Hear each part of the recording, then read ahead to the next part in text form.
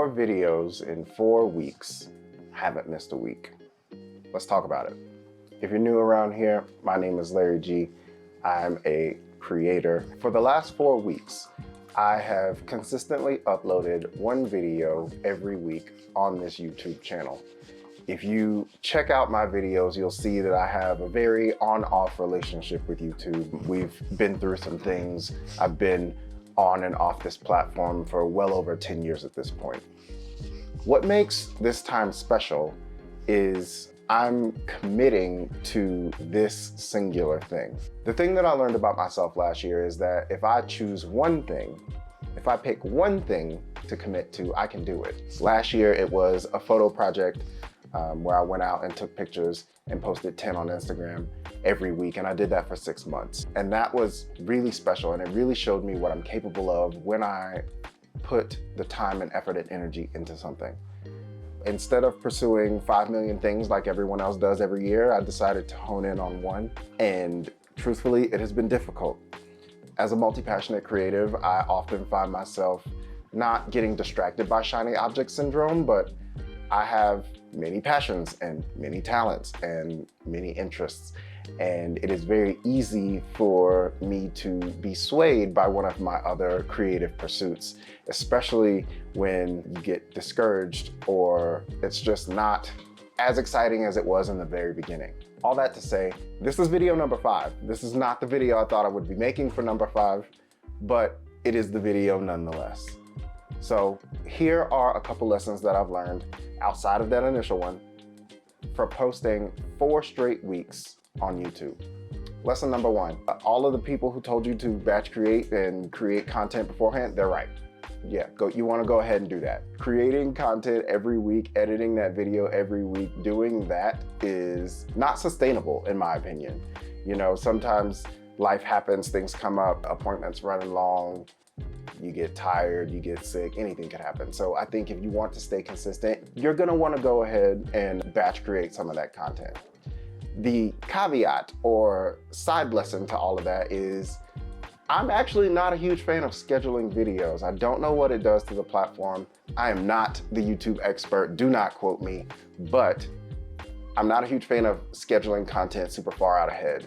I am a fan of having the video finished and then either scheduling it the day before or just hitting publish on the day that you want it to be published. I am a huge fan of writing all the descriptions and headlines and having all that stuff prepared to go before you upload. See the difference? Lesson number 2 that I've learned in these 4 weeks is that go ahead and take the time to actually create a nice thumbnail. I've had 2 videos that I've posted where I had an original thumbnail, which is a screen grab from the video, and then I just put some text on top of it, versus me actually taking the time to take a necessary picture to go with the video and then creating an actual thumbnail. And from both of those experiences, I can say that the photo version of the thumbnail, the one that I took the time to create and not just a screen grab, is helping boost those videos. One of the things that people have a misconception with about YouTube, especially beginners, is that the video itself and the quality of the video itself is enough to stand on its own, but it's not. And I know we hear all the time, you shouldn't judge a book by its cover, but that's exactly what we do when we're on YouTube. Unless it's someone that you know, like, and trust, or someone that you follow or subscribe to, then 9 times out of 10, you don't really care about those people. And the thing that gets you to click is the thumbnail. So don't spend all of your time polishing this video, adding all these special animations, adding all these text effects, and adding all these things, and spending so much time on the actual video only to toss it up in potato skin. When you do that, you're doing your video a disservice, and you're not allowing people who would be interested in it or interested in you to learn more about you or be enticed to click on your video. So like I said, go ahead and take the time, take an extra picture, do not do a screen grab, take a picture, and then create a thumbnail from that. And that will go a long way. So I had one video that I posted, and after a couple days, it only had like 15, 16 views. I decided to change the thumbnail to the new version of a thumbnail, and once I did that, the video views started increasing. It's now sitting at about 100, but that's neither here nor there. The point is, changing the thumbnail allowed my video to have a better jacket, have a better appearance, have it entice people to want to watch the video, and it's working. The third lesson that I've learned from posting these videos consistently is ride the momentum, ride the wave. One of the things that is very interesting to me, especially about the YouTube community, is that people actually leave comments. People actually have questions and they leave those questions in your comment section. Do not ignore those people, especially in the beginning, or if you're gaining traction. You want to respond to as many of those people as possible, answer their questions, reply to their comments. Riding that momentum allows you to build community and feel connected to those people. And I haven't had one person comment on multiple videos yet, but I have had many conversations in the comment sections of some of those videos. And while I don't know them by name or know them by username at this point, I feel that because I responded to them and because I interact with them, they're more likely to recognize my content or come back and watch or ask additional questions so that I can create better content for them. Part of this, the subsection of this bullet point is some people create YouTube videos for themselves. I partly fall into that camp, but I also create videos to serve. And serving means that, you give more than you get. If I can educate or give wisdom or inspiration or anything to anyone who's watching some of my videos, whether through the video itself or down in the comments section, I'm gonna do that because that's just a part of who I am, and that's a part of why I wanna create content and make these videos. The fourth lesson that I really wanna cover is one that I've talked about many, many times, and one that if you watch any of these how to be a YouTuber videos, they'll say over and over again, and that is hit publish. You have to hit publish. There's no need in you picking up the camera, recording all of this content, putting it together, packaging it, writing all the descriptions, doing all that stuff to not hit publish.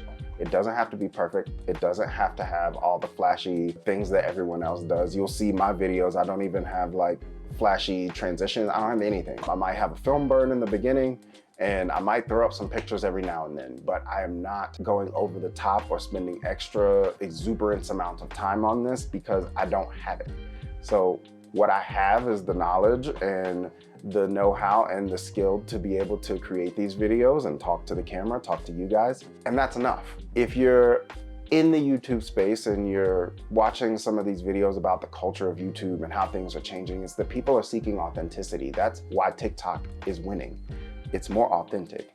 I think we're re-entering an era where people want to connect with other people, and that means sitting down and talking to the camera without all of the flashy transitions and all of the flashy extra stuff.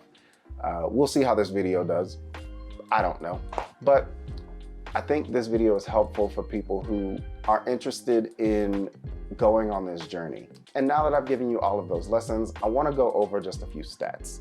So I'm actually gonna pull up my phone, go to the YouTube Studio app, and I will screen record this so I can actually put it in the video.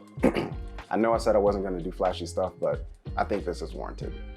So you'll see as of right now, I have 705 subscribers. My views in the last 28 days is 2.2K views, watch time 68.8. Before I started this, it was at like 5.